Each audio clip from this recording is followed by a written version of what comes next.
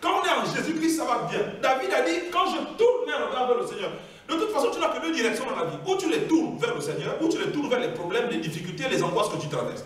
Tu as le choix. Voilà. Ou tu regardes vers Dieu et tu es rayonnant de joie, ou tu regardes les problèmes, les découvertes à la banque. Tu es triste. Les situations compliquées. Tu es triste. Et tu passes ton temps à pleurer. Parce que tant que tu vas regarder les problèmes, ça ne va pas aller. Parce que les problèmes te disent, ça ne va pas. Et tu vas angoisser. Et il y a beaucoup qui se trouvent à l'hôpital parce qu'ils ont des ulcères d'estomac. Pourquoi? Parce qu'ils ont en angoisse. N'importe quel médecin vous dira, c'est pas bien l'angoisse. C'est pas bien. La peur, c'est pas bien. La crainte, c'est pas bien. Les soucis, c'est pas bien. Or, le problème, c'est que tu n'as aucune force pour te défendre comme ça. Parce qu'on le découvert là-bas, le banquier te menace. Si dans 15 jours, vous connaissez la fameuse lettre, le fameux courrier. Si dans 15 jours, vous n'avez pas les avoir découvert, les menaces, ce pays, c'est les menaces tout le temps, les menaces. Le voisin te menace. Le banquier te menace. À ton travail, on te menace parce que tu n'es pas venu à l'heure. Les amis, même ceux que tu croyais que tes amis te menacent. Même l'homme que tu pensais qu'il t'aimait, il te menace. Tout le monde te menace. Qu'est-ce que tu leur as fait? Le diable même te menace, les démons te menacent. La nuit, les cauchemars te menacent. La journée, tu es menacé partout. Viens à Jésus, je te dis. Si tu vas, il y a des gens qui viennent juste à la prière, ils prient même pas, mais ils sont juste là. Quand ils rentrent, tu dis, oh, je me sens bien depuis que je prie avec vous. Donc, reviens à la prière, nous bénissons le Seigneur dans cette direction-là. Il faut prier Dieu, viens. Donc, regarde vers le Seigneur. Quels que soient les soucis, regarde à Christ. Regarde à Christ. Parce que tu as au moins l'assurance que tu es rayonnant de joie. Le titre de mon message ce soir, c'est si tu as goûté, si vous avez goûté que le Seigneur est bon, alors c'est ce que je vais vous développer tout à l'heure. Il faut que tu fasses l'expérience de goûter à Dieu. Comme on goûte à un bon mets. Quand on a goûté à un bon mets, on veut revenir. Quand on connaît une bonne adresse, un bon restaurant, on a envie de repartir à cet endroit bien mangé. Mais au plan spirituel, c'est pareil.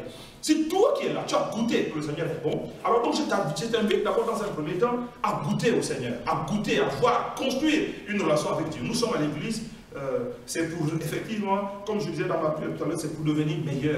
Et Dieu nous fait la grâce de devenir meilleur. Nous avons commencé une série d'interventions depuis 2 semaines maintenant, où le titre c'est comment être chrétien. C'est quoi être chrétien? Ça signifie quoi ce terme de chrétien? On a expliqué depuis un moment que devenir chrétien, c'est recevoir Christ en nous, dans un premier temps. C'est-à-dire, c'est être profondément touché par sa parole, mettre une coupure, n'est-ce pas, une rupture avec notre vie passée, et nous engager pour suivre ce Dieu-là, qui s'appelle Jésus-Christ. Voilà, c'est ça être chrétien. Et une fois qu'on est chrétien, maintenant, on sème, n'est-ce pas, la parole de Dieu dans nos cœurs, dans nos vies, pour pouvoir porter du fruit pour ce Jésus-là. Porter le fruit, c'est quoi? C'est-à-dire que les gens, et nous-mêmes, et les gens autour de nous, vont remarquer que notre vie a changé. Il n'y avait pas de joie, il y avait même de la joie. Les problèmes n'ont pas changé, mais Christ étant en toi, il t'aide à résoudre ces problèmes. Tu avances la tête haute maintenant avec lui parce que tu as reçu sa parole en toi. Et cette parole t'amène à être transformé, à être changé. Et au fur et à mesure que tu avances avec Dieu, n'est-ce pas, la transformation se voit. Elle est visible non seulement de toi-même, mais elle est visible aussi des autres. Et il y a une définition du règne de Dieu, de la présence de Dieu en nous. Qu'est-ce que le Seigneur appelle le royaume de Dieu? Qu'est-ce que la Bible appelle le règne de Dieu? La Bible dit dans le livre de Romains, au chapitre 14, que le royaume de Dieu, le règne de Dieu, la présence de Dieu, c'est quoi? C'est la justice, c'est la paix et c'est la joie qui est produite par le Saint-Esprit en toi et en moi. Donc moi je t'invite en fait à recevoir Jésus, à goûter en toi que Dieu est bon. Quand tu goûterais que Dieu est bon, ça va te permettre effectivement de changer de vie. Lorsque nous sommes chrétiens, lorsque nous sommes à l'église, c'est pour recevoir la parole de Dieu. Méfiez-vous, ne permettez à personne de vous empêcher de recevoir la parole de Dieu en vous. Parce que la parole de Dieu, c'est la semence vivante. La Bible dit qu'elle a la capacité de transformer ta vie. La Bible dit que la parole de Dieu, elle est efficace, n'est-ce pas? Elle est travailleuse, elle est vivante. C'est-à-dire que ce n'est pas comme la parole d'un homme. C'est la parole de Dieu. Lorsqu'on la reçoit, lorsqu'on l'écoute, la Bible dit qu'elle est capable, n'est-ce pas, de mettre une séparation entre l'esprit et l'âme, entre les jointures et les moelles. Elle est capable de juger les sentiments du cœur. Elle est capable de te redresser dans la vie. Alléluia. Elle est capable de te donner du courage dans la vie. La parole de Dieu est capable de te donner de la vaillance dans la vie. Elle est capable de te donner de la joie dans la vie. La parole de Dieu dont nous parlons ce soir. Si tu ouvres ton cœur pour la recevoir, cette parole-là est capable de transformer toute ta vie. La Bible déclare que nettoie premièrement l'intérieur de la coupe, c'est-à-dire nettoie d'abord premièrement ton cœur. Nettoie premièrement d'abord ton intérieur pour que l'extérieur devienne net. C'est ça que Dieu nous donne comme conseil ce soir. C'est-à-dire que si tu reçois la parole de Dieu, elle est capable de travailler dans ton cœur pour nettoyer ce qui est sale.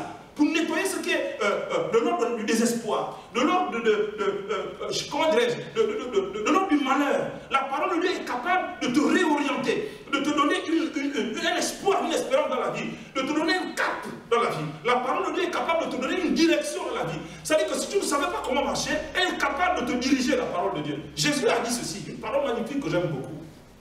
Jésus a dit, si quelqu'un me suit, il ne marchera pas dans les ténèbres. Amen. Mais il aura la lumière de la vie. Écoutez bien, ça c'est des propos magnifiques. Jésus a dit, dans cette vie, les gens cherchent des directions. Les gens ne savent pas quoi faire. Les gens t'attendent parfois. Mais Jésus a dit, moi, si tu m'acceptes, je viens en toi. Celui qui me suit, c'est-à-dire celui qui suit mes principes, celui qui suit mes idées, celui qui suit ma pensée, celui qui suit le chemin que je lui montre, la Bible dit, il ne marchera plus jamais dans les ténèbres. Jamais, c'est pas possible. Si tu es sincère là où tu es assis là, si tu es sincère avec Dieu, tu ne vas plus jamais marcher dans les ténèbres.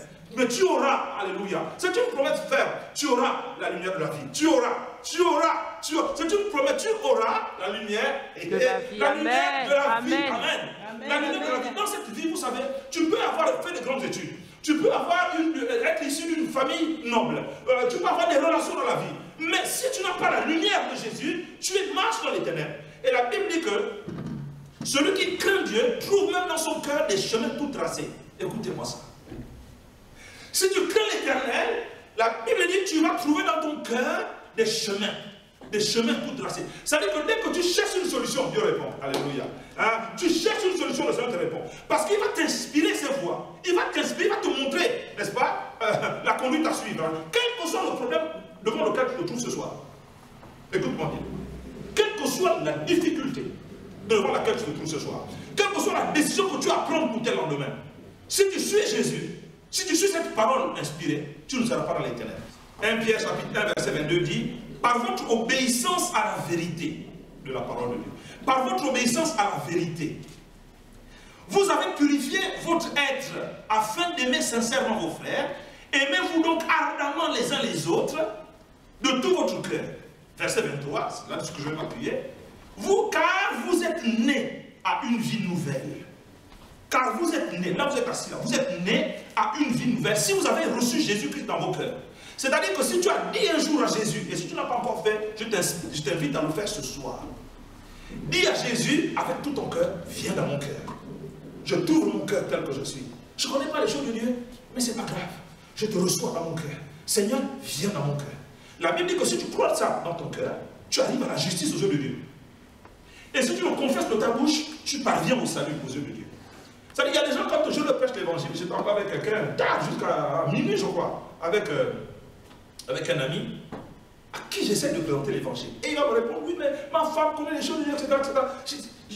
Mais là, il s'ouvrait de plus en plus. La Bible dit que si tu crois dans ton cœur, tu parviens à la justice. Je vous parle de l'exemple de l'ami, pourquoi? Parce qu'il y a des gens qui pensent que, oh non, non, mais moi, quand je prêche l'évangile aux gens, ils disent, mais moi je ne tue personne, moi je ne fais pas de mal, moi je... Quand tu réponds comme ça veut dire que tu penses que tu deviens juste aux yeux de Dieu par tes efforts. Ce n'est pas par tes efforts. Même l'enfant qui naît aujourd'hui, la Bible dit qu'il naît sous le péché de ses parents. Il hérite de quelque chose qui n'est pas de Dieu. Donc il a besoin, lorsqu'il a un âge de conscience, il a besoin de lui-même faire l'effort d'aller vers ce Dieu-là et d'accepter Jésus en lui. Quand nous acceptons Jésus-Christ en nous, même quand tu étais le pire des meurtriers, même quand tu étais la pire de tout ce que tu veux, la Bible dit que lorsque tu crois en Jésus dans ton cœur, tu l'invites en toi, tu deviens juste aux yeux de Dieu. Vous comprenez ce que je veux dire? C'est très important parce que c'est le démarrage de la vie réelle. La vraie vie qui vient de Dieu, elle vient comme ça. Il faut que tu reconnaisses au fond de toi qu'aux yeux de Dieu tu es pécheur. Qu'aux yeux de Dieu ta propre justice ne peut pas te rendre pur. C'est important ce que je vous dis là. Je marque un point d'arrêt là-dessus. Car la connexion avec Dieu commence là. Il faut que tu invites Jésus dans ta vie, dans ton cœur. Et que tu lui dises, je suis pécheur. J'ai besoin de toi. Viens dans ma vie. Que ton sang lave ma vie. La Bible dit que la parole de Dieu nous lave. Le sang de Jésus nous nettoie. Même si tu étais la prostituée la plus connue de toute la ville. Même si tu étais le criminel le plus connu de toute la ville. Même si tu étais le Robin des Bois. Enfin, lui encore, il volait pour donner aux autres. Mais toi, même si tu étais un voleur. Quelqu'un de terrible, de criminel. À partir du moment où tu appelles Jésus dans ta vie, tu demandes pardon pour tes péchés. La Bible dit qu'à l'instant, le Seigneur lave tes péchés. Dites Amen bien. Amen. Vous comprenez ce que je veux dire? À l'instant. Et si tu confesses Jésus de ta bouche, c'est comme ça que tu es sauvé. C'est comme ça que tu es sauvé. Et la vie chrétienne démarre à partir de ce moment. Donc si tu as fait ça, alors ce verset s'adresse à toi. La Bible dit, verset 23, car vous êtes nés à une vie nouvelle. Il faut naître de nouveau, c'est ce que Jésus disait. Il faut être né à une vie nouvelle. C'est très important ce soir, au milieu de nous ce soir. C'est très important. Il faut naître à une vie nouvelle. Et si tu es né à une vie nouvelle, il n'y a que comme ça, la Bible dit que quand vous êtes né à une vie nouvelle, non d'un homme mortel, ce n'est pas un homme qui t'a donné naissance. Ce n'est pas un homme qui t'a amené à Dieu. C'est quoi? Mais c'est une semence immortelle, c'est-à-dire la parole vivante et éternelle de Dieu. C'est cette parole-là qui te fait naître à Dieu. Vous comprenez ce que j'explique là? C'est le fait de recevoir cette parole-là que je prêche en toi qui te donne la vie aux yeux de Dieu. Et en toi-même, la vie. Car vous êtes nés à une vie nouvelle, non d'un homme mortel, mais d'une semence immortelle, la parole vivante et éternelle de Dieu. Cette parole-là, dit le verset 25 à la fin, il dit, oh cette parole, c'est la bonne nouvelle qui vous a été annoncée. La bonne nouvelle qui vous a été annoncée. Quand tu reçois cette bonne nouvelle du salut en Jésus-Christ, la Bible dit, tu nais à une vie nouvelle. À partir du moment où tu es né à une vie nouvelle, tu deviens donc croyant, c'est-à-dire chrétien. C'est-à-dire que Jésus devient ton modèle. Le mot chrétien vient de Christ. Ça veut dire que quand on voit, on a vu les gens vivre conformément aux Saintes Écritures, les gens se sont aperçus, se sont dit, mais ces gens-là, ils vivent comme Christ. Ce sont donc des chrétiens. Ce n'est pas eux-mêmes qui se sont donné l'appellation de chrétiens. Ce sont les gens qui ne connaissaient même pas Dieu, qui les voyant vivre, se sont dit, ces gens-là sont chrétiens. Écoutez-moi bien. Ce sont les gens qui voient la vie nouvelle en toi. Qu'est-ce qu'il dit chrétien? Lui, il n'est pas comme moi. Il n'est plus comme moi. Lui, il est devenu chrétien. Le mot chrétien, ce n'est pas parce que tu fréquentes une communauté. Le mot chrétien, ce n'est pas parce que tu portes une Bible sous le bras. Le mot chrétien, ce n'est pas parce que seulement tu pries. Le mot chrétien, ce n'est pas parce que tu es au milieu de nous. Le mot chrétien, c'est parce que tu as reçu Christ en toi. Et la vie nouvelle de Jésus en toi commence de naître et de se faire jour.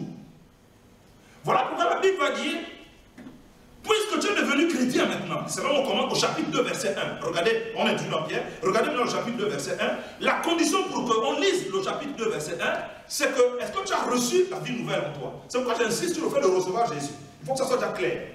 Tu n'es pas chrétien parce que tu vas à une église. Tu n'es pas chrétien parce que tu as jeûné 20-30 jours. Non, tu es chrétien parce que tu as reçu Christ en toi. Tu l'as invité. Il dit, je frappe à la porte. Si quelqu'un m'entend, il ouvre, moi je rentre. Je viens souper avec lui. C'est une image spirituelle pour dire, en ce moment je suis en train de te parler, Dieu parle à ton cœur. Alors si tu ne l'as pas encore reçu, tu le reçois. C'est-à-dire, à la limite, on peut même interrompre la prédication pour pouvoir effectivement prier avec toi pour que tu le reçoives plus. Parce que nous, notre travail, c'est ça, c'est le plus important. C'est essentiel. La Bible dit que quand un seul pécheur se tourne à Jésus, dans le ciel même, c'est la fête. Amen. Alors si c'est la fête dans le ciel, nous, on est capable de tout arrêter pour que tu acceptes d'abord Christ. Dites Amen bien. À ce moment-là, donc, on peut lire le chapitre 2, verset 1. La Bible dit que, puisque vous avez reçu la vie nouvelle, qu'est-ce qu'il faut maintenant faire? La Bible dit donc, rejeter toute forme de... Avant de lire ce verset, j'aimerais vous dire ce que le Saint-Esprit m'a dit. Avant de lire ce verset. Je me suis réveillé à 2-3 jours. Et au réveil seulement, ça se passe de plus en plus comme ça. Au réveil, le Saint-Esprit m'a dit vraiment, il y a une parole qui... C'est-à-dire que ça, et c'est ce que je vais vous lire, justement. C'est ça. Dieu m'a dit de vous dire ça. Que il faut désirer, mais vraiment, il faut avoir soif et faim de lui. Il faut avoir soif et faim du lait de la parole de Dieu. Ça existait fortement dans mon cœur. Et si vous avez reçu Jésus en vous, si tu dis que tu es chrétien, si tu dis que tu es croyant, désire le lait de la parole de Dieu. Comme un nouveau-né. Un nouveau-né, quand vous le voyez, il a faim. Dès que vous mettez quelque chose à sa bouche, il tête tout de suite. Quelque chose que vous mettez, un nouveau-né. C'est comme ça qu'on est quand on vient de se convertir. Quand on vient de connaître le Seigneur, on a soif de la parole. Le Seigneur me demandait de créer, de parler, de vous parler de ça, ce soir. Si tu as reçu Christ en toi, tu es un nouveau-né. Alors la condition de nouveau-né fait que tu dois désirer le lait de la parole de Dieu. La Bible précise le lait non frelaté. C'est-à-dire le terme frelaté signifie qu'il n'y a pas de mélange, il y a du lait, le lait pur. On n'a pas besoin de mélanger quoi que ce soit autour. Quand vous mélangez autre chose dedans, ça frelate le lait. Et Dieu dit la parole de Dieu, il ne faut pas qu'elle soit frelatée. Et c'est là où je vais lire dans ce verset. Verset 1, chapitre 2, on est toujours à 1 Pierre, chapitre 2, verset 1. La Bible dit, rejetez donc toute forme de méchanceté.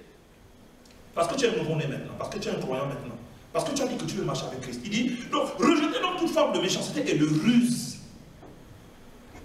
L'hypocrisie, la jalousie et toute médisance. Comme verset 2, comme des enfants nouveau-nés, on est dessus. qu'il faut faire? Il faut désirer comment? Ardemment. Ardemment. Désirer ardemment. C'est-à-dire que tu ne désires pas comme si, bon, si tu me donnes, c'est bien, si tu ne me donnes pas, tant pis. Non. Tu désires avec force, avec ardeur. Qu'est-ce que tu désires? Écoutez bien ce que le Saint-Esprit nous dit ce soir. Si tu es né à Jésus, aujourd'hui là on parle, si tu dis que tu crois en Jésus, la première chose que tu vas faire c'est quoi? C'est le verset 2. Comme des enfants nouveau-nés, comme tu viens de naître à Christ, tu viens de naître au Seigneur, qu'est-ce que tu dois faire? Une seule chose. Tu dois désirer très fortement au fond de toi, quoi? Le lait pur de la parole. La parole c'est ça. Parce que ça veut dire que quand tu es converti, tu dois chercher, n'est-ce pas, à t'alimenter des Saintes Écritures. Il n'est pas normal que si tu es croyant, tu passes des jours et des jours sans fréquenter la Bible. Ce n'est pas possible. Et ne va pas surtout me dire, oui, bon, mais pasteur, moi je ne sais pas lire la Bible, moi je ne comprends pas tout ce que... Non. Débrouille-toi. Quand tu achètes un journal, tu ne dis pas, je ne sais pas lire, tu te débrouilles à lire et même à tellement bien lire ce qu'il y a dedans. C'est pareil avec la parole de Dieu. Tu la prends et tu regardes dans la parole de Dieu ce que Dieu dit maintenant de ta nouvelle condition. Puisque tu es nouveau-né, si tu ne t'alimentes pas en tant que nouveau-né, tu vas mourir. Ce n'est pas tout pour accepter Jésus. Tu as déjà accepté Jésus, il est venu en toi, tu es croyant. Maintenant, tu dois t'alimenter de sa parole. Première chose. C'est pourquoi le verset 2 insiste. Comme des enfants nouveau-nés, désirez ardemment le lait pur de la parole. Il faut désirer ça, le lait pur de la parole de Dieu. Parce que c'est le lait qui nourrit. Pourquoi? Afin que vous grandissiez, hein, afin qu'il vous fasse grandir. Qu'est-ce qui vous fait grandir? Ce n'est pas Dieu. C'est le lait de la parole de Dieu. Comment veux-tu grandir dans la connaissance de Dieu? Dans ta vie chrétienne qui est déposée en toi. Parce que quand tu appelles Jésus dans ta vie, il dépose sa vie en toi. Mais alors il faut que tu la cultives maintenant. Est-ce que vous comprenez ce que je dis, mes frères et sœurs?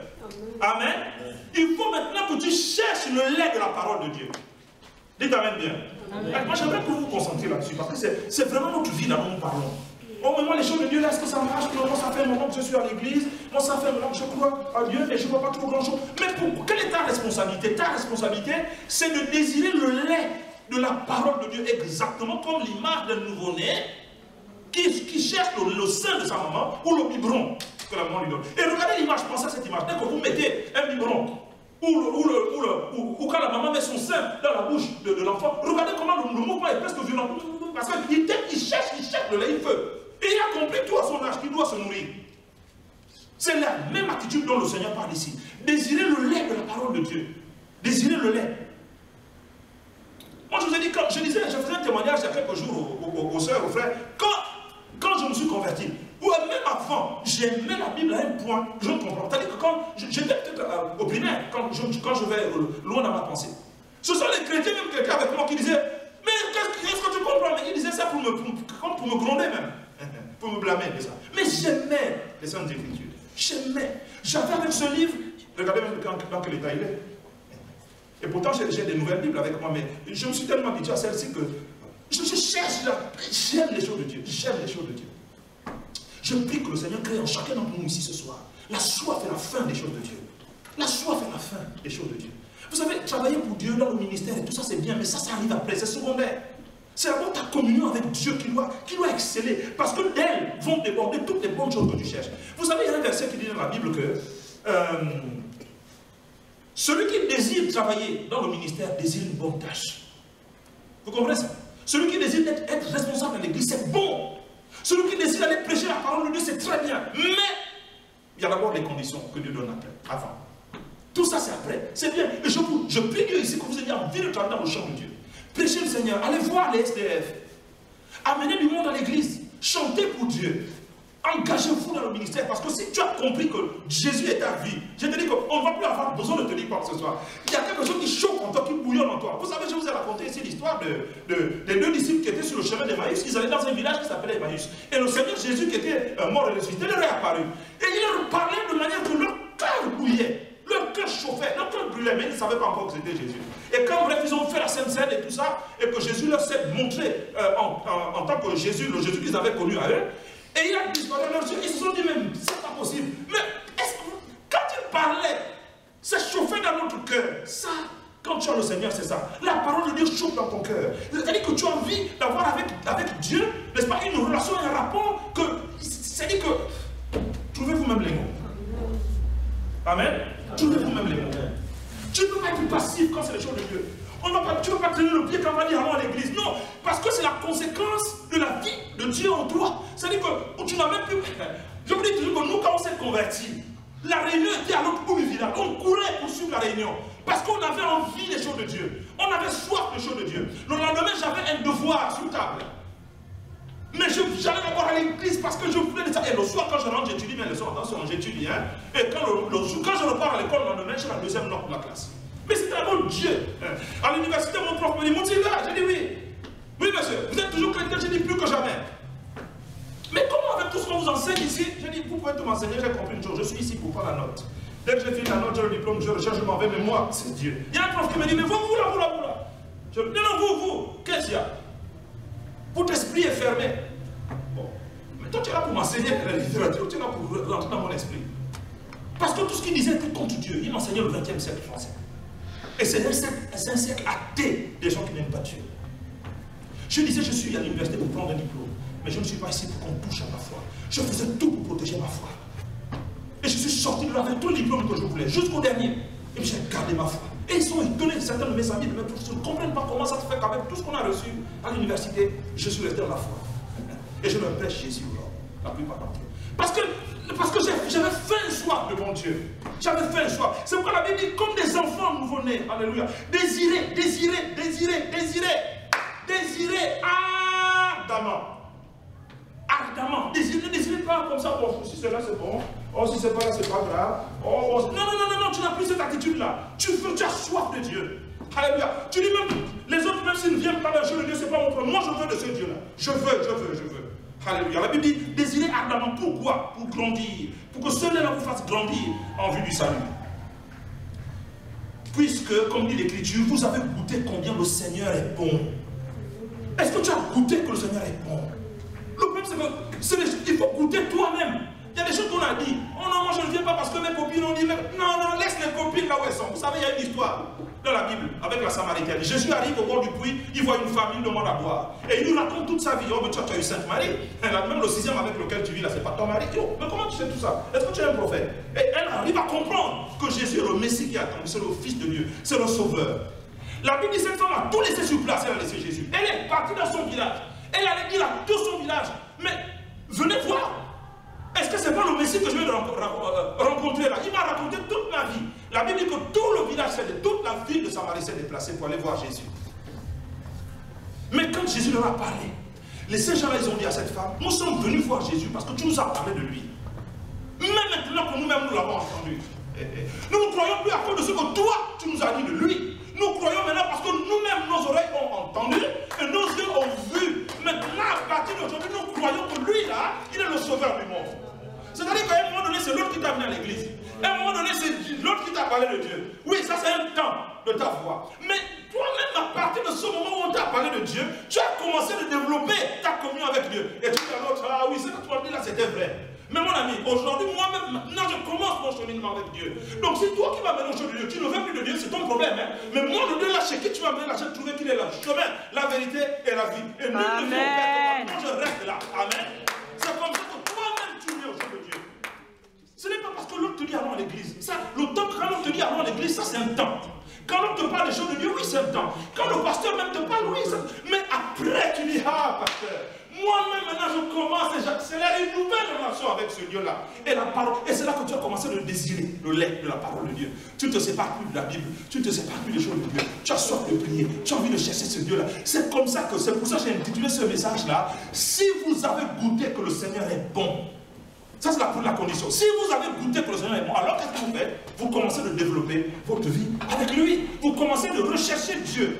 Vous commencez vraiment vous-même, c'est-à-dire que vous commencez à chercher, est-ce qu'il y a une église quelque part? Est-ce que je m'en vais à l'église?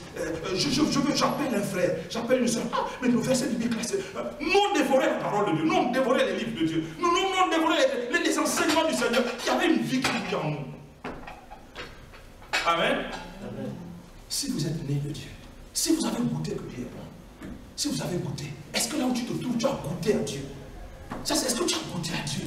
Ou bien le Dieu dont tu parles, c'est le Dieu dont on t'a parlé? Ou bien c'est le Dieu dont tu as simplement lu dans la Bible ceci ou cela? Non. Est-ce que c'est le Dieu? Est-ce que tu es né de Dieu là où tu te trouves là? C'est important. Est-ce que tu es né de Dieu? Si tu es né de Dieu, alors goûte à la parole de Dieu. Goûte au lait de la parole. Et après, quand l'enfant a reçu le lait de la parole, n'est-ce pas? Si tu as reçu le lait de la parole, la Bible dit quoi? Parce que tu as reçu le lait de la parole, c'est là où on revient au verset 1. De 2 Pierre, de 1 Pierre 2, on revient au verset 1. Le verset 1 dit quoi? Parce que tu as reçu le lait en toi. Parce que tu as goûté à la parole de Dieu. Parce que tu as goûté que le Seigneur est bon. Alors quelle est la réaction? Tu rejettes en toute forme de méchanceté. Tout ce qui est mauvais en toi. La ruse, l'hypocrisie. Tu rejettes ça. Pas parce qu'on t'a dit ne fais plus ça. Ça dit que tes centres d'intérêt changent. La Bible dit, si quelqu'un est en Christ, c'est-à-dire que si quelqu'un est chrétien, si quelqu'un est en Christ, les choses anciennes sont passées. Et toutes choses sont devenues nouvelles. Il est une nouvelle créature. Et le verset qui suit ajoute ceci. Écoutez bien. Il dit, cela ne vient que de Dieu. C'est-à-dire que c'est Dieu qui opère ça en toi et en moi. Maintenant, donc, tes centres d'intérêt changent. Tu as maintenant envie de goûter et de marcher avec ce Dieu-là. La conséquence, c'est qu'au fur et à mesure que tu marches avec Dieu, les choses qui ne sont pas de Dieu commencent de tomber, paf, une à une. Les choses qui ne sont pas de Dieu commencent de tomber, paf. Et quand tu te retournes en là, tu dis, waouh, j'ai fait du chemin. Mais il y a, oui, mais et pourtant, moi je faisais ceci, cela. Personne ne t'a dit, ne fais plus ça. Hein. Personne ne t'a dit, ne fais plus ça. Hein. Personne ne t'a dit, oh non. C'est-à-dire, on ne t'a pas fliqué, on ne t'a pas surveillé. Lui, il dit qu'il est chrétien, non? Oh, je suis en train de faire surveiller, faire comment? Non, non, non, non. Ça change parce que le Saint-Esprit commence à faire tomber. Certaines choses dans ta vie, paf, ça tombe d'elle-même. Paf, ça tombe d'elle-même. Paf, ça tombe d'elle-même. C'est-à-dire que tu es en train d'avancer. Pourquoi? Parce que tu as reçu le lait de la parole de Dieu. Le lait, c'est bon, non? C'est bon, le lait. Bon, j'espère qu'il n'y a personne qui est allergique à ça ici. Il y en a certains qui sont allergiques. Mais en gros, le lait, il est bon. C'est un aliment nourrisseur. Donc la parole de Dieu, au début, c'est le... Parce que tu viens de te convertir, parce que tu as reçu Christ en toi, tu enlèves maintenant. C'est-à-dire que ça te fait automatiquement, tu n'y penses même pas. Et d'ailleurs, vous allez vous rendre compte si vous êtes vraiment converti, il y a certains amis même qui vont commencer de vous abandonner. Tu ne les as pas chassés. Mais juste que les points d'intérêt ne sont plus les mêmes. Tu deviens vrai. Voilà. Vous savez, il y a des gens qui sont spécialistes de vous dire, quand ils vous disent certaines choses avec la bouche, mais leur cœur pense tout le contraire. C'est ce qu'on appelle l'hypocrisie, la ruse, n'est-ce pas? Voilà, le mensonge.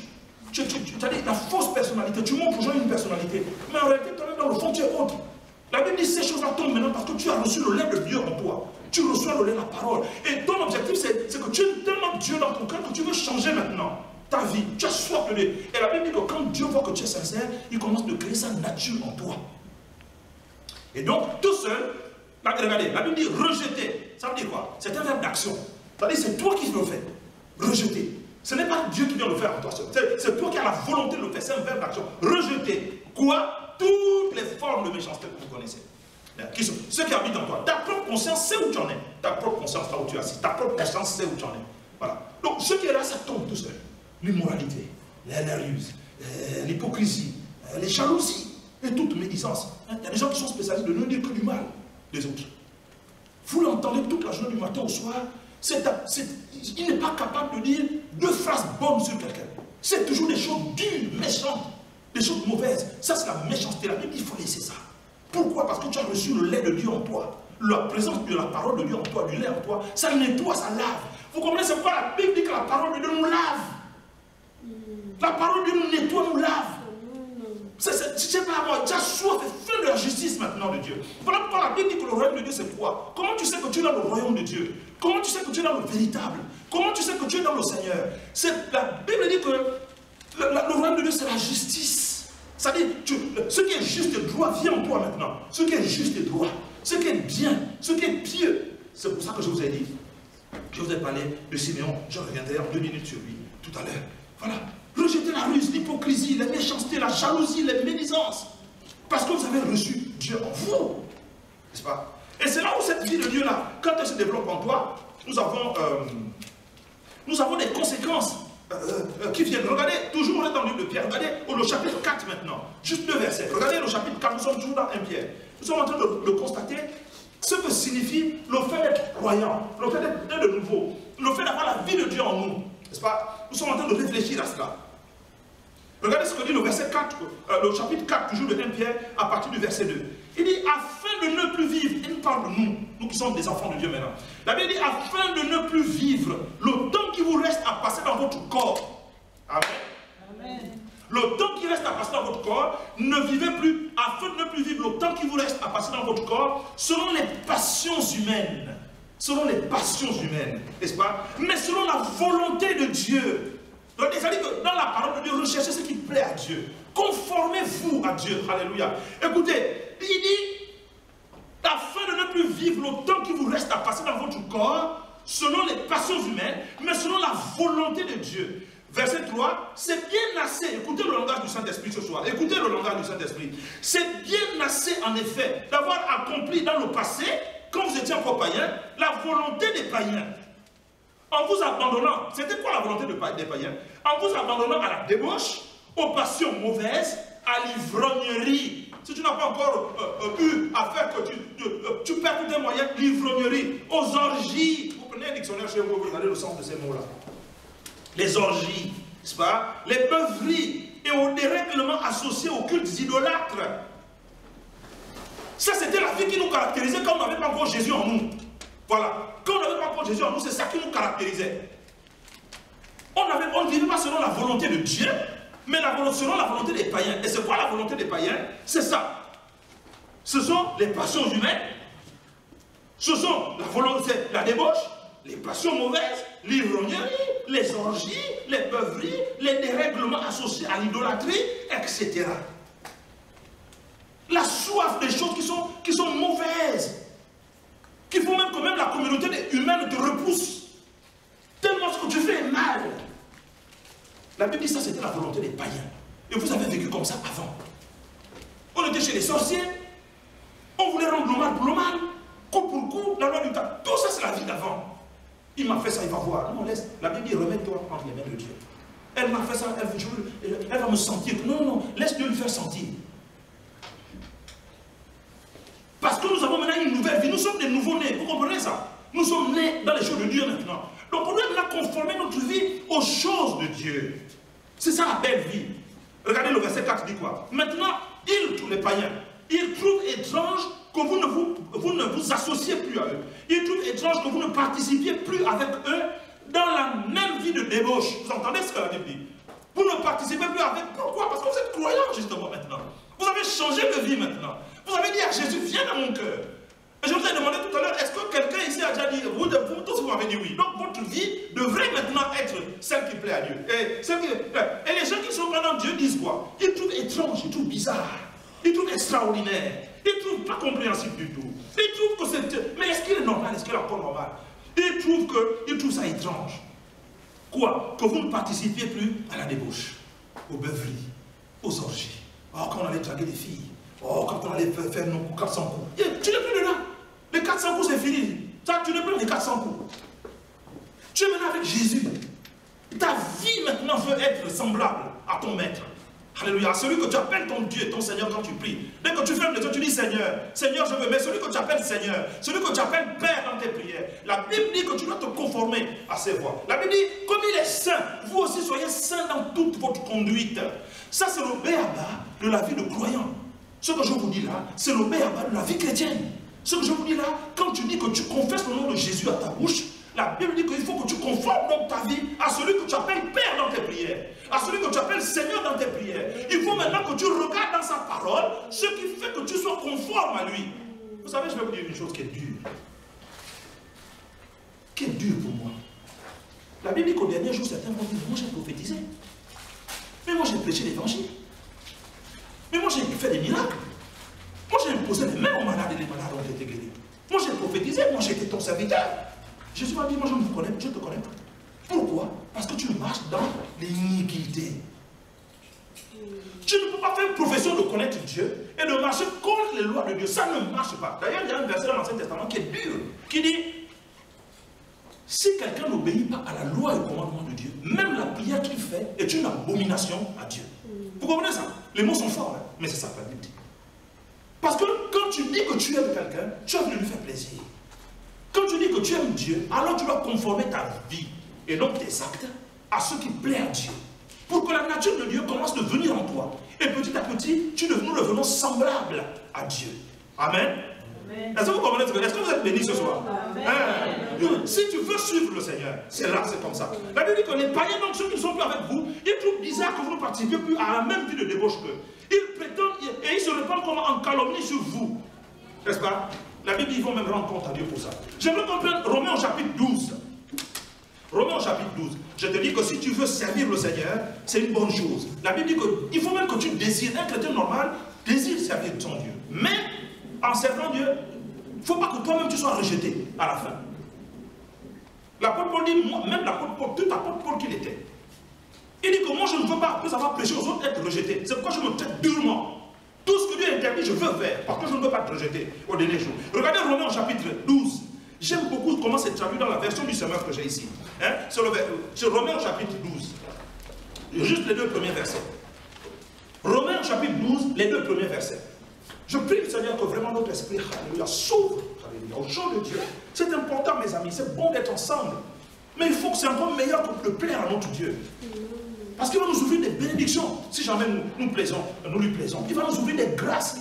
Tu sais quoi, parfois dans ta vie, certaines portes sont fermées parce que tu ne plais pas à Dieu. Tu n'obéis pas à sa parole. Et c'est que tu recherches parfois, effectivement, c'est fermé dans ta vie parce que tu ne plais pas à ce Dieu-là selon ses exigences. Regardez, Romains chapitre 12, verset 1 et 2. Qu'est-ce qu'il est dit? Il est écrit ceci. Romains chapitre 12, verset 1 et 2. Qu'est-ce qu'il est écrit? Il dit, et j'aime ça beaucoup dans cette version, il dit, je vous invite donc, mes frères, à cause de cette immense bonté de Dieu, à faire quoi premièrement? À lui offrir votre corps comme un sacrifice vivant, comme quelque chose qui plaît à Dieu. Ce sera là, de votre part, un culte raisonnable, un culte spirituel. Si tu veux rendre un culte à Dieu, la Bible dit, il faut que tu conformes tes actes, ton corps déjà, donne ce corps à Dieu, donne-le. Écoutez, écoutez-moi, vraiment écoutez-moi, mes amis. Là où vous êtes là, votre corps est trop précieux. Ne permettez pas n'importe qui de le toucher comme ça. La Bible dit, je lisais ce matin, la Bible dit que ton corps est le temple du Saint-Esprit. Ton corps, la Bible dit que le corps a été fait pour le Seigneur et le Seigneur est pour le corps. Ton corps est pour le Seigneur est pour le corps. À partir du moment où tu as cette conscience-là, ne laisse plus. Ne laisse pas quelqu'un toucher ton corps comme ça. Ne te donne pas au moins offrande. Non, ton corps est précieux, ton corps appartient à Dieu. Ton corps à toi, il appartient à Dieu. Là où tu es saint. Tu es pur. Pourquoi tu es saint? Pourquoi tu es pur? C'est quoi le mot saint? Le mot saint ne signifie pas parfait. Écoutez-moi bien, mes amis. Le mot saint ne signifie pas parfait. Le mot saint signifie que tu as donné ta vie. Tu as dit à Dieu, à partir d'aujourd'hui, je t'appartiens. Tu as dit à Dieu, à partir d'aujourd'hui, moi je veux venir marcher avec toi. C'est-à-dire que volontairement, tu as dit à Dieu toi-même, le jour où tu as accepté Christ, c'est-à-dire que tu as dit, et quand tu as pris ton baptême, tu as dit, moi je veux venir marcher avec toi, Seigneur. À partir du moment où tu dis ça à Dieu, ça veut dire que ton corps là est devenu saint. Vous comprenez ce que je dis là? Amen. Tu es devenu saint, c'est-à-dire que tu t'es mis à part. Saint, c'est ça que ça veut dire. C'est-à-dire que tu t'es pris toi-même volontairement et tu t'es mis à part pour Dieu. À partir de ce moment-là, tu donnes ton corps, alléluia, à Dieu, non plus au somme à Dieu. Parce que Dieu habite en toi. À partir du moment où tu as accepté Jésus, il habite en toi. Donc ton corps appartient à Dieu. Maintenant, écoutez ce que Dieu attend de toi et de moi. C'est le verset 2. Il est bon le verset 2. Je bénis le verset 2. Parce qu'il nous éclaire. Il nous éclaire. Parfois, vous avez des versions qui sont trop savantes. Hein? Lui, c'est bon, là, c'est le français fort. Moi, je vais vous dire quelque chose qui est un français courant. C'est-à-dire, là, la présence. Écoutez comment c'est traduit dans la version du Seigneur. Il dit, ne vous laissez pas, vous les croyants, vous qui avez accepté Jésus là, vous qui avez le Saint-Esprit en vous, ne vous laissez pas modeler. Ne vous laissez pas modeler. Ne vous laissez pas façonner. Vous entendez ça? Ne vous laissez pas transformer. Ne vous laissez pas modeler par le monde actuel. Par le monde actuel. Qu'est-ce que le monde actuel veut? Ne viens pas à l'église. Oh, les choses de Dieu, c'est pour les vieux, c'est un gars. Oh non, ça va m'empêcher d'aller ici ou là, de faire ci ou ça. Non, le monde veut que tu penses comme lui. Le monde veut que tu réfléchisses comme lui. Le monde veut que tu fasses des choses comme lui. Or, la Bible dit, ne vous laissez pas, ne vous laissez pas. Là encore, s'il vous plaît, c'est un verbe d'action. Ça veut dire que ce n'est pas Dieu qui vient faire ça. Amen. Ça veut dire que c'est toi qui prends la décision de ne pas te laisser. C'est pas les prières, oh non, là, vous savez, c'est un démon qui a fait. Il n'y a pas de démon ici. Ce n'est pas le démon qui va descendre ta braguette devant une femme. Ce n'est pas un démon qui va t'obliger à voler. Ce n'est pas un démon. Si tu as reçu Christ en toi, c'est ta volonté qui va t'amener à faire ça. Ou à plaire à Dieu. C'est toi, tu as le choix. Là, il dit, sinon le Saint-Esprit ne nous aurait pas parlé comme ça. Vous savez, Dieu ne nous demande pas ce qui est impossible. Tout ce que Dieu nous demande, c'est à notre portée. Et il dit, ne vous laissez pas modeler par le monde actuel. Parce que le monde actuel a le pouvoir de te modeler. Méfie-toi. Méfie-toi de qui tu fréquentes. Méfie-toi de ce que tu lis. Méfie-toi avec qui tu traînes la plupart du temps. Parce qu'eux, ils vont te modeler. Ils vont te modeler dans un sens ou dans l'autre. C'est pour ça que la Bible dit que les mauvaises compagnies corrompent les bonnes mœurs. Les mauvaises compagnies. C'est-à-dire que tu peux être qui que ce soit. Si jamais tu te mets avec quelqu'un qui n'a pas les mêmes valeurs que toi, cette personne va te modeler. C'est une question de temps. Tu vas t'apercevoir que tu commences de parler comme elle. Tu commences de réfléchir comme lui. Tu étais tranquille dans ton foyer. Mais comme l'autre a divorcé, elle va commencer de te pomper son divorce et petit à petit, le pauvre gars qui te fait du bien, il est marié à toi, c'est tranquille. Tu vas commencer à lui trouver des défauts que tu ne trouvais pas avant. Pourquoi? Parce que tu fréquentes quelqu'un qui ne parle que mal toute la journée de son propre foyer. Ne vous conformez pas au monde actuel, parce que le monde actuel ne cherche qu'à te transformer. Qu'est-ce qu'il faut faire en partie? Qu'est-ce qu'il faut faire plutôt? Ne vous laissez pas modeler par le monde actuel, mais laissez-vous transformer par quoi? Par le renouvellement de votre pensée. Mais qu'est-ce qui va transformer ta pensée? C'est le lait de la parole de Dieu. Tu es devant une situation, interroge-toi, tu te dis, qu'est-ce que Dieu veut que je fasse?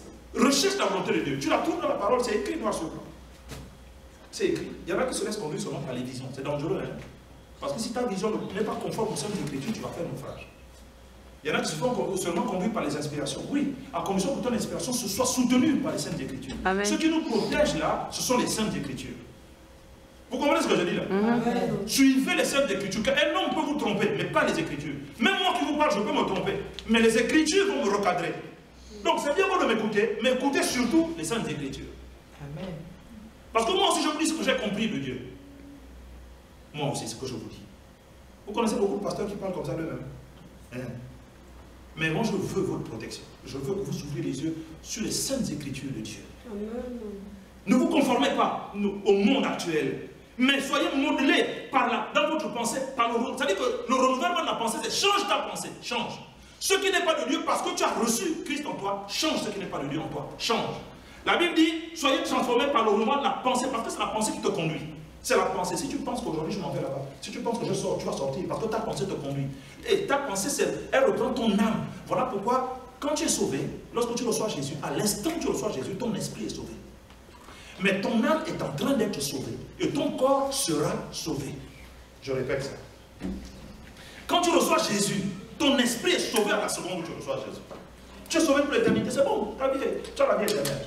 Mais ton âme, c'est-à-dire le siège de ta pensée, de ta volonté, c'est son salut à l'âme, parce que vous savez, l'homme est en trois parties. L'homme est en trois parties. L'homme est esprit, qui a une âme, et il vit dans un corps. Voilà pourquoi même quand tu es mort, ta vie continue, avec ou sans Dieu, ta vie continue. Parce que tu es un esprit. La Bible dit que Dieu nous a créés à son image. Dieu est esprit. Donc nous sommes créés à l'image de Dieu. Nous sommes donc esprit. Mais nous, en tant qu'esprit, nous avons une âme. C'est celle qui est le centre de notre volonté, de notre intelligence, de nos émotions. Ça, c'est l'âme.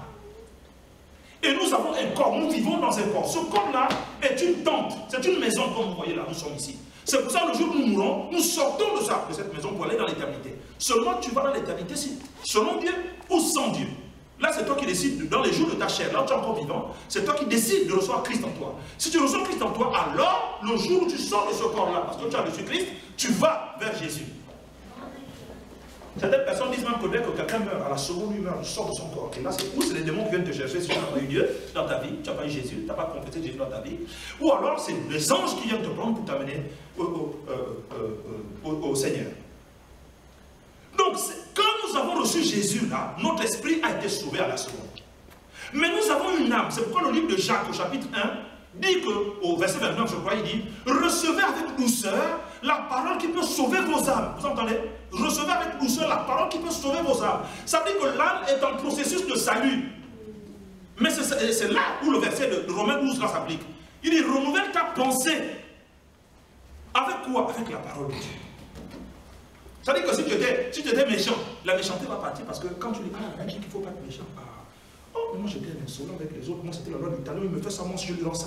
Ah, la Bible dit non, ne fais plus comme ça. Ah, la Bible dit ne fais plus comme ça. Ok, Seigneur, je prie, aide-moi à ne plus faire comme ça. Ça va revenir, parfois tu tombes, parfois tu te retires, tu dis, oh, Seigneur. C'est-à-dire qu'il y a un processus que la parole de Dieu est en train de créer en toi pour que ton âme soit sauvée. Et le corps, c'est-à-dire ce que nous voyons là, il va te sauver au dernier jour. Vous avez déjà lu les versets qui disent, pour les chrétiens, ça, vous avez déjà lu le verset qui dit qu'au dernier jour, nous allons ressusciter avec Christ, n'est-ce pas? Mais notre corps, nous n'allons pas ressusciter avec ce corps-là. Nous allons ressusciter avec le corps glorieux. Donc notre corps sera sauvé, mais au dernier jour. C'est pourquoi, déjà, de notre vie, voilà, la Bible dit que notre corps là, c'est la maison de Dieu. C'est le temple du Saint-Esprit. C'est pourquoi la Bible dit que tu ne peux pas prendre le temple du Saint-Esprit pour faire n'importe quoi. C'est le temple de Dieu. Tu ne peux pas faire n'importe quoi avec ton corps. Non. Tu ne t'appartiens plus. Le corps appartient à Dieu. Tu dois vivre maintenant par respect et par obéissance. Mais attendez, il y a des gens dans l'église, vous cherchez les bénédictions de Dieu. Mais tu ne peux pas avoir les bénédictions de Dieu si tu ne marches pas selon les principes de Dieu. La Bible dit que Dieu donne tout ce que nous désirons à celui qui lui plaît, à celui qui marche selon ses voies. Dites Amen bien. Amen. Parce que ça c'est la vérité, ça c'est la vie. Voyez, ne vous laissez pas modeler par le monde actuel. Mais qu'est-ce qu'il faut faire? Il faut vous laisser transformer par le renouvellement de votre pensée relatif à la parole de Dieu. Pourquoi? Pour pouvoir maintenant discerner quelle est la volonté de Dieu. C'est-à-dire que tu as maintenant la capacité, grâce à cette parole, de voir ce qui plaît à Dieu. Qu'est-ce que Dieu veut? Vous êtes capable maintenant de discerner ce qui est bon, ce qui est agréable, et ce qui est parfait. Vous voyez, nous allons d'un mot à un superlatif. Vous dites, parce que vous avez maintenant la parole de Dieu en vous, vous discernez dans un premier temps quoi? Ce qui est bon. C'est-à-dire que vous êtes maintenant capable de reconnaître ce qui est bon aux yeux de Dieu. Première chose. Ensuite, vous montez d'un cran. Vous savez maintenant ce qui est agréable. Vous connaissez dans un premier temps ce qui est bon. Maintenant, vous arrivez à voir ce qui est agréable. Et comme vous avez encore grandi davantage, vous avez laissé le lait de la parole, vous êtes maintenant la nourriture solide de la parole de Dieu. Vous savez maintenant ce qui est parfait. Amen. Vous comprenez ce que je veux dire? Donc quand tu t'es converti, tu as compris ce qui est bon aux yeux de Dieu. Maintenant, à force de marcher avec Dieu et de recevoir sa parole en toi, tu connais maintenant ce qui est agréable. Tu es monté d'un cran. C'est ce qu'on appelle grandir dans la foi. Et après, maintenant, comme tu sais maintenant ce qui est bon, la Bible dit, tu arrives maintenant à connaître ce qui est parfait. Mais qu'est-ce qui te permet de faire ça? C'est l'expérience de la parole de Dieu. Vous savez, dans le livre des Hébreux, il y a un verset qui dit que on ne peut pas, l'apôtre dit, je ne peux pas vous donner la nourriture solide parce que vous êtes encore des enfants. Vous êtes encore au lait. Mais qu'est-ce qui te montre que toi, en tant que chrétien, tu es encore un enfant? J'ouvre une parenthèse. La Bible dit dans le livre de 1 Jean, si vous lisez bien le livre de 1 Jean, quand vous rentrez ce soir, c'est seulement 5 chapitres, ça se lit en 5 minutes. Quand vous lisez le livre de 1 Jean, il est dit, petits enfants, vous avez fait ceci, vous avez fait cela. Et il y a un autre endroit qui dit, jeunes gens, vous avez vaincu le diable. Et il y a un autre endroit qui dit, Père, je vous écris parce que, vous voyez, à 3 niveaux. Il y a les enfants, il y a les jeunes gens, et il y a les pères. Les jeunes gens, la Bible dit, ce sont ceux qui ont vaincu le malin. Et les pères, ce sont ceux qui ont... Donc, si ça vous intéresse, allez lire dans 1 Jean, vous allez voir les 3 niveaux. Donc, comment on sait que quelqu'un est encore un enfant? Lisez, c'est écrit dans la Bible. Par exemple, là, moi, je vais m'amuser à lire 1 Corinthiens avant de venir. La Bible dit que s'il y a encore des divisions au milieu de vous, il y a encore des jalousies dans votre vie. Il y a même quelqu'un qui a la deuxième femme de son père. Et vous êtes à l'église, vous avez le Saint-Esprit, vous parlez en langue. Mais tu peux parler en langue, tu peux avoir le Saint-Esprit, tu peux jeûner et prier. Mais si tu as encore des divisions, tu aimes les querelles. Quand il y a un problème dans le quartier, c'est toi qui as créé ça. La Bible, il ne faut pas t'enorgueillir, tu es encore un enfant. C'est-à-dire que les autres termes que la Bible trouve pour donner un synonyme à ça, c'est que tu es encore charnel. C'est vrai que tu as le Saint-Esprit en toi. Ça, c'est pas un problème, on n'en doute pas. Tu parles en langue, on n'en doute pas. Tu prêches même l'évangile. Hein? Tu es même peut-être pasteur aussi d'ailleurs. Mais tu es encore un enfant. Pourquoi? Parce que tout ce qui caractérise l'homme sans Dieu, c'est en toi. Les divisions, les magies, l'immoralité. J'entends même dire qu'il est pasteur, mais il a 2 copines dans l'assemblée alors que sa femme est là. Ça dit que tu es encore dans la chair. Tu peux même faire des miracles. Tu peux même faire des guérisons. Mais au dernier jour, Jésus dira, toi tu as marché dans l'iniquité. Donc je ne te connais pas. Donc tu ne peux pas rentrer ici. Vous comprenez ce que je dis? Donc, moi, excusez-moi, hein, il y a une parenthèse que j'ouvre quand même. C'est que nous, les enfants de Dieu, il ne faut pas qu'on se laisse tromper. C'est très dangereux parce que nous avons une vie à rendre compte à Dieu. Et nous allons nous retrouver devant le Seigneur un jour. Et la Bible dit qu'au point où nous sommes arrivés, notre vie est courte maintenant. Les temps sont avancés. Il faut qu'on vive vraiment pour plaire à Dieu. Toi, tu en es où? Moi, j'en suis où? Il faut que tu fasses ton examen de conscience. Parce qu'au dernier jour, aujourd'hui, ce que je constate dans le corps de Christ maintenant, c'est que les gens se mesurent à l'aune de ce qu'ils ont fait. Non, moi je suis un prédicateur, moi je prêche l'évangile, moi je prophétise. Oui, c'est bon. Mais si ta vie n'est pas conforme aux Écritures, tout ça c'est zéro parce que Jésus va te dire au dernier jour, moi je ne t'ai jamais connu. Hein. Jamais. Même si c'est toi qui as fait les grandes campagnes d'évangélisation dans Paris, même si c'est toi qui as fait des grandes choses, Dieu ne te connaît pas. Pourquoi? Mais mais c'était moi le change à l'église. Oui, mon ami, Dieu ne te connaît pas. Elles étaient 10 vierges, 10. Toutes elles étaient appelées à se marier à cet homme-là. Mais il y a ça qui était fort. C'est pas la folie. C'est le fait de ne pas garder ta vigilance sur les saintes écritures. Ta lampe va s'éteindre. Le Saint-Esprit va baisser, il va s'éteindre. La Bible n'éteignait pas l'esprit, n'est-ce pas? Donc le feu là qui est dans les lampes des vierges, c'est le Saint-Esprit. Mais le Saint-Esprit s'alimente à quoi? Parce que tu obéis aux Écritures. Parce que la Bible dit que, attention, le Saint-Esprit c'est une personne. Si tu l'attristes, la Bible dit n'attristez pas le Saint-Esprit. N'attristez pas. Quand tu l'attristes, pourquoi tu l'attristes comment? C'est parce que tu n'obéis pas aux Saintes Écritures. Le Saint-Esprit te dit ne fais pas ça, va ici, toi tu vas là-bas. Ne fais pas ça, toi tu fais ça. Tu vis ta vie comme toi-même tu veux. Mais la Bible dit il faut changer ta pensée. Parce que nous, la Bible dit quoi? Quand on s'est converti, on a encore la pensée de nos ancêtres. On nous a éduqués dans nos ethnies, là, dans nos traditions, dans nos familles. On nous a éduqués d'une certaine façon. Le Seigneur dit, laissez maintenant cette éducation-là que vous avez eue. Moi, j'ai reçu une éducation de Gabonais, une éducation de Congolais. Oh non, non, moi, j'ai reçu une éducation de Français. Moi, oui, mais si cette éducation-là n'est pas conforme à ce que les Saintes Écritures nous enseignent, il faut qu'on commence d'enlever ça. On enlève petit à petit ce qui ne plaît pas à Dieu. C'est comme ça que, effectivement, on va voir ce qui est bon, qui plaît à Dieu. Ce qui est bon, ce qui est agréable, ce qui lui plaît, et ce qui est parfait. Nous sommes capables en tant que chrétiens de grandir et de voir ce qui est parfait à Dieu. Dites Amen bien. Amen. Maintenant, qu'est-ce que tu veux ce soir? Là, tu te retrouves devant le Seigneur. Qu'est-ce que tu veux? Examine-toi un peu. Tu veux quoi? Tu vas atteindre quel objectif? Qu'est-ce que tu recherches? Il y a des gens aujourd'hui, les chrétiens d'aujourd'hui, ils recherchent que les bénédictions. C'est pas mauvais, Dieu peut nous donner les bénédictions. Mais je vous dis, il y a des bénédictions qui sont relatives à ton obéissance à Dieu. Vous comprenez ça? Si tu es obéissant à Dieu, tu vas avoir tout ce que tu veux de la part du Seigneur. Tout. Parce que tu es agréable à Dieu. J'aimerais vous donner encore quelques 2 ou 3 dernières références et je termine. 2 Timothée chapitre 2, verset 20. Il y a des gens qui veulent servir Dieu dans l'église, c'est bien. Mais regardez 2 Timothée, qu'est-ce que dit 2 Timothée? 2 Timothée chapitre 2, verset 20. Qu'est-ce que dit 2 Timothée? Mes amis, la Bible dit à plusieurs endroits, ne vous trompez pas. Ne vous trompez pas, ne vous y trompez pas. Ce n'est pas aux païens qu'on dit ne vous y trompez pas, hein, c'est aux chrétiens. Parce que les chrétiens aiment beaucoup se faire leur propre théorie. Oh non, mais moi Dieu sait que non, Dieu ne sait pas, Dieu ne connaît que sa parole. Oh non, moi Dieu, vous savez, moi j'ai un régime de faveur. Hein. Il n'y a pas de régime de faveur. Hein. Le seul régime de faveur, c'est ça qui est dans les Écritures. Donc tu débrouilles-toi à mettre ta vie avec les Saintes Écritures. 2 Timothée, chapitre 2, verset 20. Il dit quoi? 2 Timothée 2, 20. Même si vous n'avez pas trouvé, notez ça, vous allez lire chez vous. Mais si vous avez trouvé, lisez avec moi. 2 Timothée 2, 20, écoutez. Tu veux servir Dieu? Je vous ai déjà dit une chose ici. Je veux que vous tous qui êtes là dans l'assemblée, vous serviez Dieu. Mais à fond. La Bible dit celui qui désire servir Dieu aspire à une belle tâche. Écoutez les mots de la Bible. Moi, je ne sais pas ce que ça vous fait, mais moi, quand je lis ce genre de paroles, ça me fait bondir. Parce que j'ai envie de servir Dieu. La Bible dit si tu cherches celui qui aspire à être un dirigeant dans l'église, la Bible dit il aspire à une belle tâche. Il cherche une belle tâche, c'est bien. Je veux même qu'à partir d'aujourd'hui, c'est-à-dire que moi j'ai l'attitude de tu serves Dieu. Je veux qu'à partir d'aujourd'hui tu serves Dieu. Moi j'ai l'attitude de Moïse. Quand Moïse prophétisait, la Bible dit que quand il est rentré dans le camp, l'esprit de Dieu qui était sur lui s'est parti sur les autres et tout le monde s'est mis à prophétiser. Et Jésus est venu pour dire non, tout le monde prophétise maintenant. Alors c'est toi seul qui dois prophétiser. Moïse dit mais tu es jaloux de moi. Je veux même que tout le peuple de l'Éternel prophétise.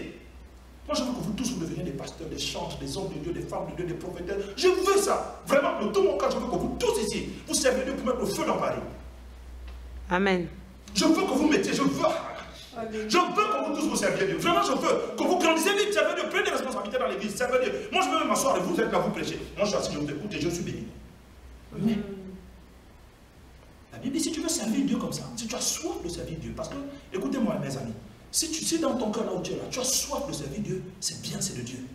Si là où, pendant que je te parle là, pendant que tu m'écoutes là, si ton cœur bondit parce que tu as envie de servir Dieu, écoute-moi bien, cette envie-là vient de Dieu. Est-ce que vous avez compris ce que je vous ai dit là? Vous avez compris ce que je vous ai dit là? Si là où tu es là, tu as envie de servir Dieu, cette soif-là, cette envie-là de servir Dieu, ça vient de Dieu.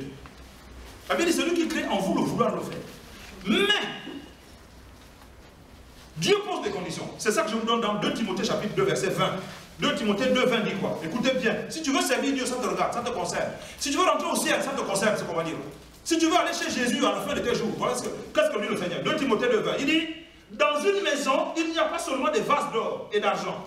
Il y en a aussi en bois et en terre cuite. Il y a 4 sortes de vases, 4 dans une maison. En or, en argent, en bois et en terre cuite. Dans une maison, c'est ça la vaisselle. La vaisselle pour les grands moments, la vaisselle pour les invités de marque, et la vaisselle de tous les jours à la maison, la vaisselle pour les enfants. Tu n'as pas la même assiette. Selon que c'est un enfant, c'est un homme honoré, c'est un homme que tu distingues, non, tu ne peux pas. C'est comme ça dans une maison, la Bible prend cette image-là. Dans une maison, il n'y a pas seulement des vases d'or et d'argent. Il y en a aussi en bois et en terre cuite. Les premiers, c'est-à-dire les vases d'or et d'argent, sont réservés aux grandes occasions. Les autres vases, c'est-à-dire les vases qui sont en bois et en terre cuite, ils sont réservés, ils sont destinés à l'usage courant de tous les jours.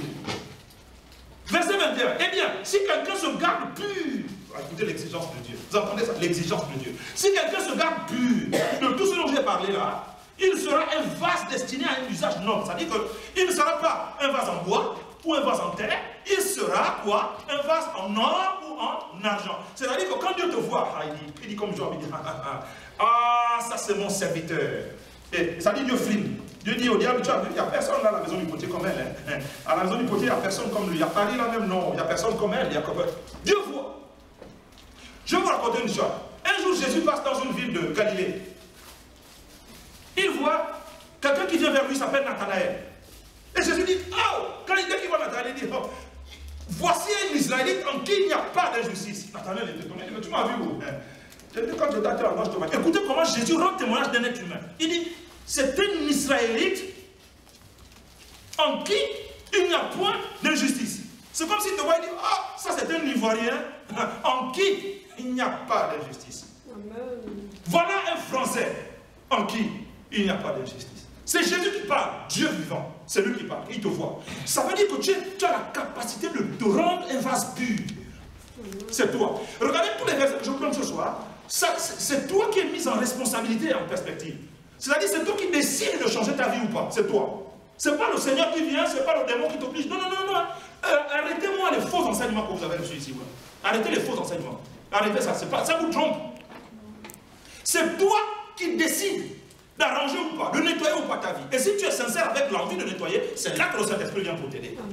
Tu dis non, non, moi, d'habitude, moi, mon éducation là, moi, d'habitude, la manière dont je gère ma vie, la manière dont je gère mon foyer, la manière dont moi, je ne veux plus comme ça. Moi, je veux gérer ma vie, mon foyer, mon avenir, mon ministère, exactement comme les Saintes Écritures me le demandent. Là, la Bible dit, le Saint-Esprit vient maintenant, il fait un travail en toi, qui va faire que tu discernes ce qui est bon. Ensuite, tu montes d'un cran, tu discernes ce qui est agréable, et tu montes au sommet, tu discernes ce qui est parfait. C'est-à-dire que tu es petit enfant, après tu es monté jeune homme, et maintenant tu es devenu un père, ou d'ailleurs une mère. C'est-à-dire que maintenant, quand les gens cherchent une référence, c'est maintenant en toi. Ils ne cherchent pas une référence en toi parce que tu prophétises, ou parce que tu enseignes la parole, ou ben non, ils cherchent une référence parce que tu es devenu un modèle pour les autres. Amen. Un modèle.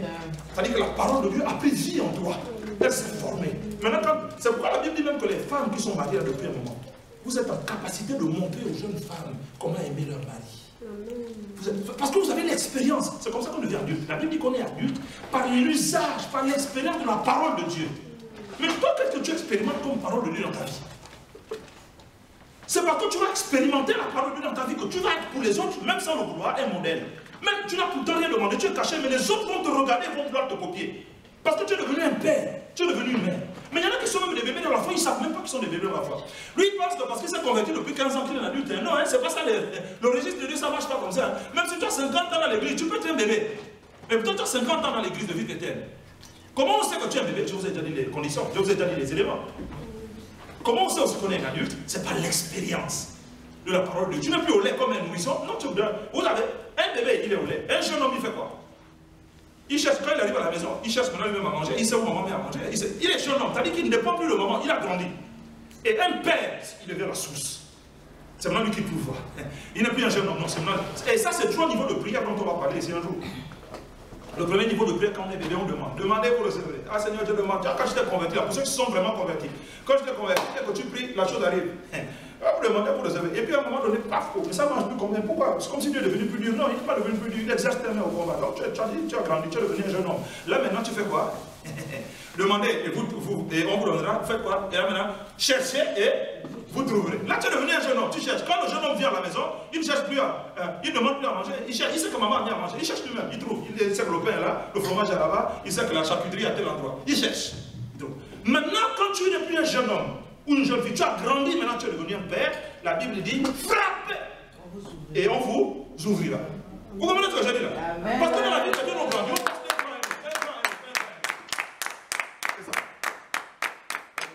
Donc si tu te purifies de toutes ces choses-là que Dieu n'aime pas, la Bible dit qu'il va faire quoi de toi? Il va faire de toi un vase d'or et d'argent pour les grandes occasions. C'est-à-dire que quand il y a des grandes occasions, la porcelaine de Dieu va sortir, c'est toi. Amen. Amen. L'usage courant, mais nos jours, ils sortent. Quand il y a un grand moment, non, on ne prend pas n'importe quoi, on la prend elle. On le prend lui. Il sort la porcelaine. Amen. Il sort le grand jeu. Les petits plans dans les grands. Il y a 3 vins devant. Vin rouge, vin blanc et eau. Les couverts. Dieu sort le grand jeu. Il dit ça c'est mon service, ça c'est mon fils. Ça c'est la prunelle de mes yeux. Vous comprenez ce que je dis là? Donc si tu aspires à servir Dieu, c'est bien. Mais alors, purifie-toi de tout ce qui fait que Dieu te rejette. Pour devenir des vases d'or. N'est-ce pas? Pour servir Dieu vraiment. Et bien si quelqu'un se garde pur de tout ce dont j'ai parlé, il sera une vase destinée à un autre usage, purifié, utile à Dieu, son propriétaire, disponible pour toutes sortes d'œuvres bonnes. C'est là, vous voyez, c'est là que les œuvres bonnes commencent. Les œuvres pour Dieu ne commencent pas avant que tu t'aies purifié. Avant que tu aies... Non, non, non. Si tu te purifies d'abord, tu jettes, tu nettoies ce qui te parle au chemin de Dieu, tu enlèves ce qui n'est pas. Et là, tu es purifié pour les œuvres. Là, tu peux aller voir les SDF. Là, tu peux aller prêcher l'évangile. Tu peux aller faire des grandes campagnes d'évangélisation. Parce que tu as d'abord nettoyé. Tu es devenu pur et tu es devenu un vase d'or ou d'argent. C'est là que quand Jésus te voit, il dit, Nathanaël, je n'ai jamais vu un Israélite aussi pur. Amen. Vous comprenez? Parce que Dieu est impressionné. Là, Jésus, qui rend témoignage de toi. Il dit, je n'ai pas vu un Israélite pur comme lui. Lui-même, il est même étonné. Oui, tu me connais, nous. Ce que tu fais en secret, Dieu voit. La manière dont tu gères en secret, Dieu voit. La manière dont tu fais des efforts pour purifier ta vie, Dieu voit. La manière dont tu t'attaches à lui, Dieu voit. La manière dont tu es en train de nettoyer ta vie, Dieu voit. Et un jour, devant tout le monde, il va te lever, il va te glorifier. Il va dire, je n'ai jamais vu un Israélite aussi pur. Je n'ai jamais vu un Congolais aussi pur que lui. Je n'ai jamais vu un Ivoirien, un Gabonais, un Français, tout ce que tu veux. Quelqu'un du Kamtchatka qui est aussi pur que lui, je n'ai jamais vu ça. Parce que tu t'es purifié, tu es devenu une tare. C'est pourquoi je vous dis, je termine maintenant ma prédication là-dessus. Michée chapitre 6, verset 8, le Saint-Esprit me disait ça ce matin quand je me réveillais. Et c'est un beau verset. Et je vais le chanter. La Bible dit, et le verset, on chantait ça quand on était jeune. On t'a pris, homme, à faire ce qui est bien. Et ce que l'Éternel demande de toi, c'est que tu pratiques la justice, que tu aimes la miséricorde, que tu marches humblement avec ton Dieu. Michée chapitre 6, verset 8. On t'a enseigné, ô homme, ce qui est bien. Là où tu es assis, là, tu sais ce qui est bien. Michée chapitre 6, verset 8. Ô femmes, ô hommes, on te l'a enseigné ce qui est bien. Et maintenant, ce que l'Éternel attend de toi, maintenant que tu as entendu ces choses ce soir, ce que l'Éternel attend de toi, c'est quoi? C'est que tu te conduises avec droiture. Dites amen bien. Amen. La première chose que Dieu exige de toi ce soir, qui que tu sois dans la salle, il demande que tu marches. Il exige que tu te conduises avec droiture. Et que tu prennes plaisir à témoigner de la bonté de Dieu, que tu vives la bonté de Dieu. Et enfin, qu'avec vigilance, tu vives pour ton Dieu.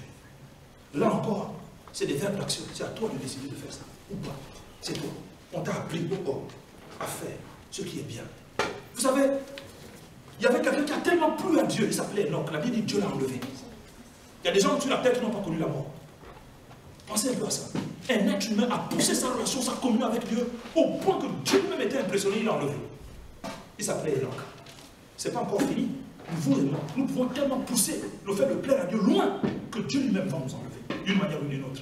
Tu devais connaître une tribulation, il t'enlève. Tu devais connaître une difficulté, il t'enlève de là. Tu devais connaître la mort dans quelque chose, dans tes finances, ou je ne sais pas moi, Dieu t'enlève de là. Parce que tu plais. Enoch, la Bible dit, il plut tellement à Dieu que Dieu l'enleva. On ne jouera plus. Comment un être humain, pensez un peu à ça, comment un être humain peut tellement pousser l'envie de plaire à Dieu au point que Dieu lui-même l'enlève parce qu'il est impressionné? Comment c'est possible? Pensez à ça. La Bible dit, je vous ai dit la semaine dernière, Siméon était un homme droit et pieux. La Bible dit que le Saint-Esprit demeurait sur lui. Voilà le témoignage que le Saint-Esprit lui a donné. Et il était là guidé par Dieu. La Bible dit que lui-même, il ne savait même pas comment aller au temple. La Bible dit, poussé par le Saint-Esprit au temple, il allait voir l'enfant Jésus.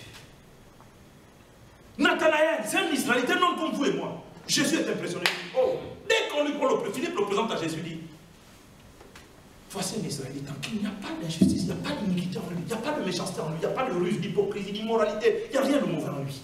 Un homme, un être humain, qui vit parmi les hommes qui sont méchants. Oui, parce que parmi les hommes, mon ami, ma soeur, mon frère, on va toujours te demander t'emmener dans les mauvaises choses, on va toujours t'entraîner en boîte de nuit, t'entraîner dans les lieux de débauche, te tenir des discours qui ne sont pas bien. Ça, jusqu'à la fin du monde, ça va être comme ça. Mais c'est à toi de décider de ne plus marcher avec les personnes qui ne glorifient pas Dieu. C'est toi qui peux décider de ça. On t'a appris, ô homme, à faire ce qui est bien. On t'a fait connaître ce qui est bien. Maintenant, ce que l'Éternel demande de toi, c'est que tu pratiques la droiture. Amen. Que tu pratiques la justice. Que tu aimes la miséricorde et la bonté de Dieu.